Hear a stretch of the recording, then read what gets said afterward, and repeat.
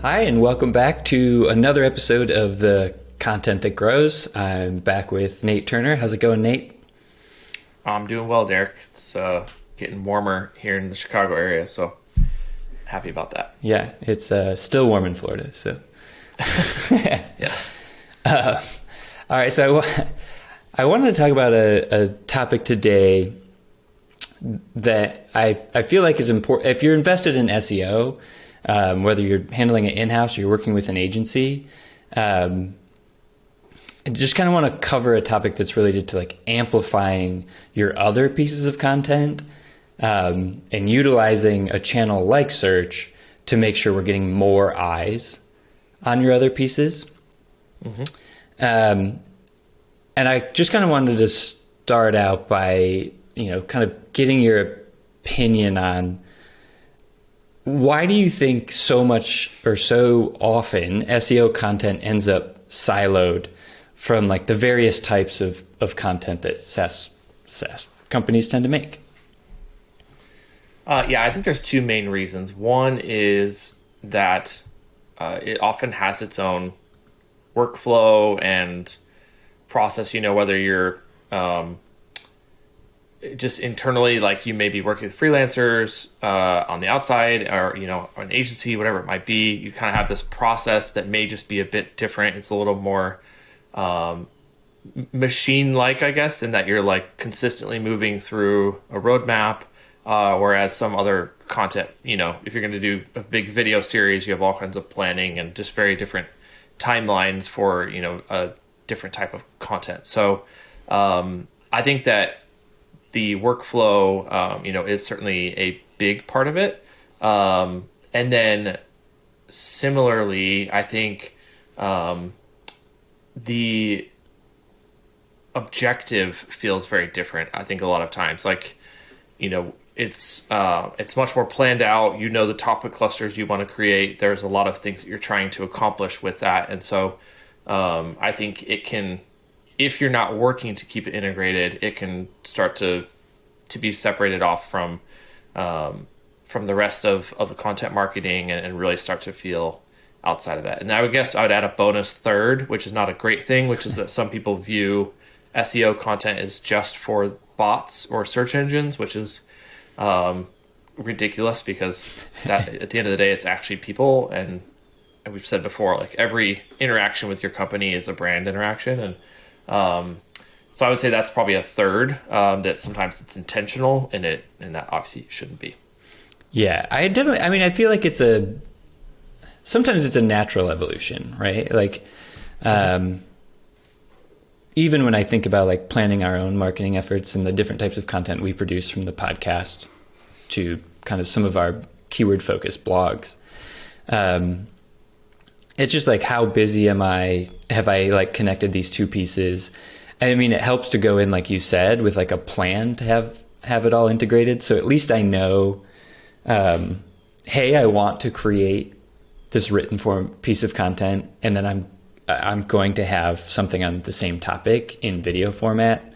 And so I'm getting them up on the website, and then a lot of times I'm just not following through on the integration between the two things until I have, kind of time to like reorganize the website and go through and that aspect. I've also noticed. Yeah, and Oh, go ahead. No, go ahead. You're fine. Oh, I was just going to say, the other thing to kind of line up with your workflow piece is like, I noticed that a lot of times, like when we, as an agency, are introduced to a company, that like sometimes their first move is to kind of like move us into the role of like, just build on this blog, like do whatever. And then we have to kind of circle back around and be like, no, we noticed you had all of this like really interesting content and you talk about like very interesting topics with good search intent, in a way that you want to. We should be integrating these strategies. But like some of the times the natural inclination when you're outsourcing creates that silo. And then of course you do just have the teams where they maybe are less experienced, or they're just not thinking about it, and the website just ends up siloed like that. Yeah, absolutely. And I think that to clarify, I think that from a process and systems standpoint, it is beneficial to have separate lanes. You do not want every blog post to have to be reviewed by 8 different people and go through 5 different rounds of revisions, and let's have a brainstorm of what we want this blog post to be about as a committee. We don't want that type of effort there, like you would on, hey, let's do one big annual data report. Yes, let's be much more intentional. Let's get a lot of viewpoints, all that stuff. So I think processes and systems wise, they should certain, and it's not just SEO content necessarily, but just different content types and different objectives should have a lane to operate in so that you can have your own process and systems. And then the strategy is where you have to have, it needs to be cohesive. You need to have alignment, collaboration. And that's where I think that you miss the mark and then you end up kind of on an island, which is unhealthy. For sure. I think that bridges nicely into the next point, which is like, how should companies be thinking about their optimized content, in your opinion, in relation to these, other content assets and distribution channels? Yeah, so I think there's two sides of the same coin point on this. One part of it is we often say organic search is just a distribution channel. So we talk about, when we create content with clients, there's an opportunity to not just put it up there in hope it ranks and drives organic performance. You can utilize that to distribute in many other channels. We've talked about this many times: newsletters, sales enablement, social, all of that. So that's one side of it. And the other side is the opposite, which is don't just see a video as a video, or data report as a data report. And you don't want to try to go force those things to be overly optimized for search, but you can still take a search mindset and say, what are things we can do or build around this to be able to actually tap into the intent with search and bring people to this in a way that the video, if you're just dependent on people going to that page on your site or finding on YouTube, now you've tapped into a bunch of people that are looking for information like that and a way to bring them to that content. So I think that there's, like I said, two sides to that same coin, and in thinking about it in a more multi-channel approach. Yeah. What comes to mind for me is that so much of the kind of the most robust, most customized, fully built large content resources are just fundamentally not able to be optimized for search. So it's really hard to rank a podcast or a webinar page, and even your newsletters, to rank and use that distribution channel. Yep. But we know we can, with consistency, sort of control and build audience with a search engine. And so a lot of times I think one of the biggest strengths of the whole thing is we know we can leverage this channel to get more people to see some of these assets that were really expensive and that are talking about some of those topics that we were able to articulate in what we feel is a really interesting way. But maybe we couldn't weave that into this coherent long form piece that was optimized for search. Yeah, absolutely. Yeah. And that's where two examples that come to mind for me. One is, as you were saying with podcasts, instead of trying to, do something magical with your title tags and headline on the podcast episode page, there's an opportunity to actually create an optimized post, blog post on your site, or maybe it fits inside of a larger topic cluster, but that is actually optimized for search. It is satisfying the intent of the search, but then now you have the ability to embed that post in there versus trying to force that. And then similarly, and we even did this a bit 5, 6, 7 years ago, which was like, let's stop trying to rank, this like ebook download page that's just like 500 words in a form, and let's actually just create content that goes a bit into that topic and then has a very natural segue into the ebook. And now whether you gate it or ungate it, like that's up to you. But there's still that same process of don't try to necessarily optimize that particular asset or the page that's on, but like create something that's truly tied to the intent and then lead them to that. Yeah. It can function almost as like a landing page for that asset that's also educational. Mm-hmm. I think the last part I would add is if you're running kind of this blog article strategy, like all of that content is also kind of bolstering your own like experience on your blog. So like now you're not just creating a blog and those pages rank and people go to it and it's educational. Like all of a sudden the entire experience of being on your blog is different. So like you're now the company that it's like, oh, if I go here, I land on this blog, I like what I'm reading, but I also get to watch something. And it's usually, and this is just like a personal opinion, but like the video content that's the best, or like the podcast that's the best, is like related to that topic, but it gives you like a better angle, a more unique angle or perspective, or like maybe a hotter take on the actual part. So it's like the entire ecosystem really starts to work together a little better.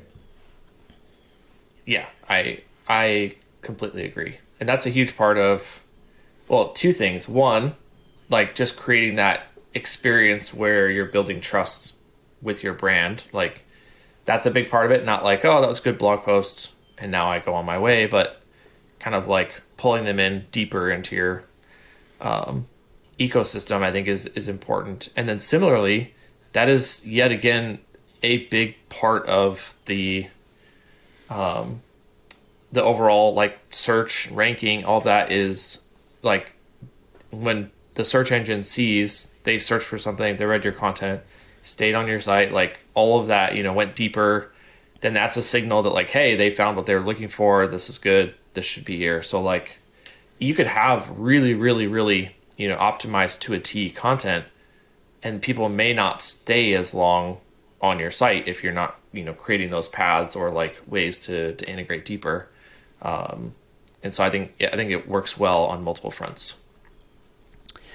I just think I remember it was our multimedia episode when you and Kevin were talking about kind of like reorganizing and like rethinking content and content types at Sprout.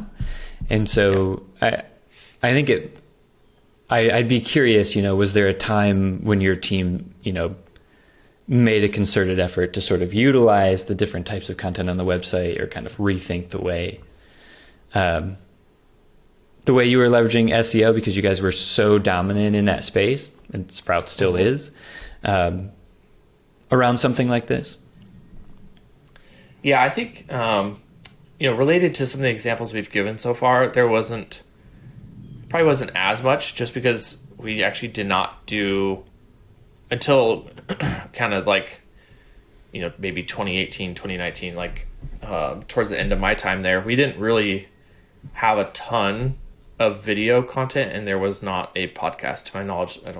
They may not even, still might not have a podcast. So some of those content formats weren't even really available as like the most logical, like let's embed this here. Sure. But I think there was definitely an effort to start to build around. We did like the Sprout Index, which is like a data report twice a year. Mm-hmm. And so understanding ahead of time, hey, what's the topic going to be about this year, or, for the next issue, so that you could start to understand what are some search topics you might be able to build around and weave into that. And then certainly, around like guides and webinars, I think we're big in terms of knowing the topic and having content there to lead into it. And the other was just that we started building like rearranged a bunch of stuff to create topic clusters. So it literally was like, domain / topic / whatever, like enterprise social media or something like that. Yeah. And it was sort of a manual effort of like, hey, we have thousands of blog posts, guides, case studies, like all this stuff. Like, let's go basically pull in and create topic cluster. They were a little more like hubs, I guess. But that was definitely an opportunity to say for someone like, hey, you want to kind of explore this topic. We've now pulled everything across multiple content formats into this page, and then obviously created some optimized text on those pages too. So I'd say that's a couple examples there. And then even in some of my like early consulting, had some opportunities with a couple clients to do some similar stuff, where they did have video and podcast type of content that we're able to kind of pull in and actually embed within the content. It was super helpful. For sure. Did you notice any like tangible results from those efforts? I think the biggest, like most obvious, was just the time on site, or like, number of pages per session, things like that were just an indication of increased engagement with the content. I think we're the biggest. And then the topic pages were highly successful in terms of increasing search traffic, but that was also just kind of the extremely early edge of topic clusters and that model. So it just was working really well at that point in time with kind of where the algorithms were. For sure. Yeah. Yeah. I think of a couple of our clients. I mean, one, we know Visible has used their webinars to embed on podcasts. And even in our case study, they mentioned the growth in downloads and views of those webinars, which led to, more trials, things like that. Yep. And then I also think sort of within what you were saying about like guides and embeds, we have another client who's done a really nice job of using their like template section, and embedding those as like a more impactful CTA within the articles. And in working that account, I remember pulling the like analytics when we were kind of getting started and noticing like, oh, when you have this sort of integrated content, that's when people try your product, right? And it was like that template usually was like a template light version of whatever they needed to do. Yeah. And even using fairly like strong requirements, which was like, oh, if you want to download this template asset, you're going to have to sign up, was actually moving people to sign up, which is more aggressive than I think a lot of people might want to be, but it was working and the team was comfortable with the way it was working. So, those were some of the things that I've seen in the real world where like this application really works. And then obviously like our own website, for like our content briefs post, it's like when that one started ranking and then it ended up in Aleta Solis's newsletter, things like that. All of a sudden we'd embedded our video about creating quality content in our podcast episode. And that is now like our most viewed video. Like it shot up the number of downloads, people subscribe to us, etc. Yeah, that was a very noticeable impact there. The one other thing I was going to mention is I think there's also just a good opportunity to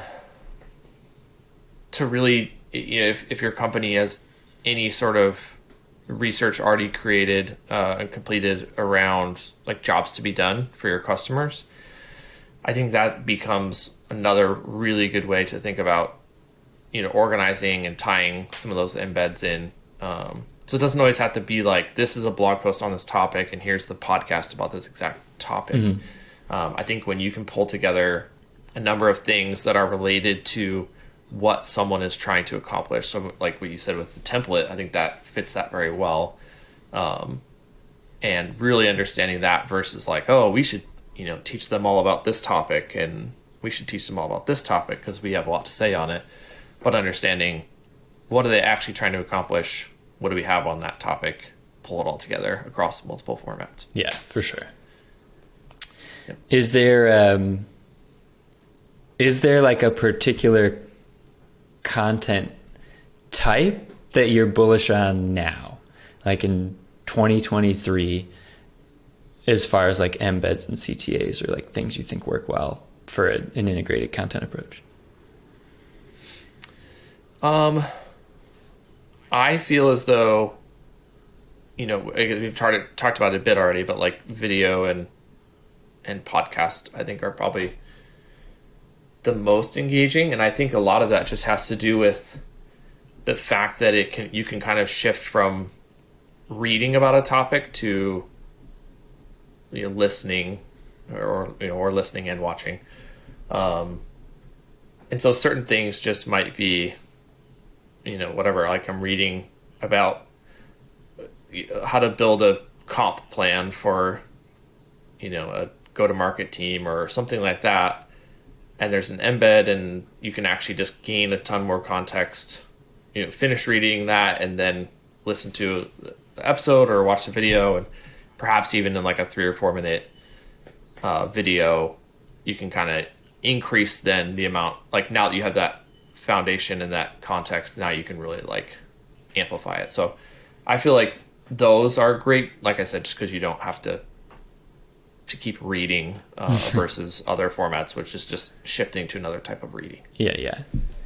I tend to agree. I listed the same. And then I guess the only other thing I would add, and this has to do with like their model of sales, is like we have a client who really, they kill it with email marketing. Like that's almost their entire motion for generating sales. And so I think that's like an underutilized, depending on like how you, and this is more of a direct to consumer play, is like that newsletter sign up across all of their blog posts is killing it. And so just like data wise, it would be hard for me not to recommend, like if you've got a newsletter, or you're running like a fairly sophisticated or robust email strategy, then making that, somehow integrating that within your search engine optimized content as a CTA is going to help kill it. Yeah, I think it's a great addition. Cool. Well, anything else you want to add on this topic? I think just maybe kind of a bit of a summary, which would just be, as I was saying before, I think that there's opportunities to leverage search to bring the right audience to these big pieces of content you've created, or important pieces of content for your company, that are outside of just optimizing the page that it's on. And I think that, like I said, kind of organizing by use case or the job to be done or some of those types, I think is really effective. I guess one other quick example would be, and maybe I've talked about this before, I can't remember, at some point along the way at Sprout, kind of realized like, hey, we have a bunch of feature pages around what the product does and why that's beneficial to you. So there was publishing page and an engagement page and a monitoring page and an analytics page, but it was a multi social platform channel, Twitter and Facebook and all that. And so at some point it just sort of clicked that like, hey, if you're really coming to understand like, what does this do for Twitter? What does this do for Instagram? It's actually you have to read every single page and sort of like make mental note of where we talk about those. And so, and I guess that was just another example of like pivoting a little bit, and also like, in addition to those, creating like Twitter management page, Facebook management, and really just kind of going like, for that social channel end to end, what's everything you can do. Mm-hmm. And so I think it's sort of that perspective applied to your content of like, well, here's all these things we've created and they're sort of disparate, but like what are some of the most common things that we would want someone to be able to go end to end, and just spend like 2 days consuming all this content that we've created, and just making sure it's like put into one place that they can really find it. And so that might be a category filter or some sort of filter on a resources page. It could just be, a dedicated hub, like your URL / whatever that topic is. There's a lot of ways you can accomplish it, but I think that creating that way for someone to engage sort of end to end, I think is critical. Yeah, I like that. Yeah, it can be really challenging to like, I have this with, and I haven't really tried to do this on their site, but like Impactable, I love their LinkedIn content, their educational side of it. And they do both a ton of video and blog. But sometimes I get caught up in the like, oh, this is in chronological order.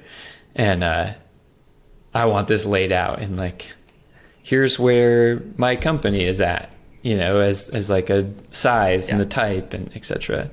So creating either a resource that's going to like bridge that gap for you and like fill it all out, or like you said, organizing some way of navigating the website or filtering so that it's like, oh, I can like here's what I want.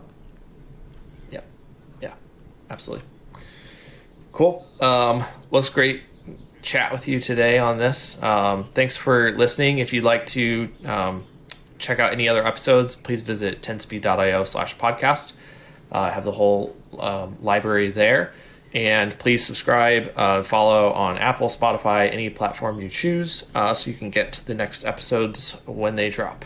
Until next time, thanks for listening. Thanks, Derek. Yep, thanks.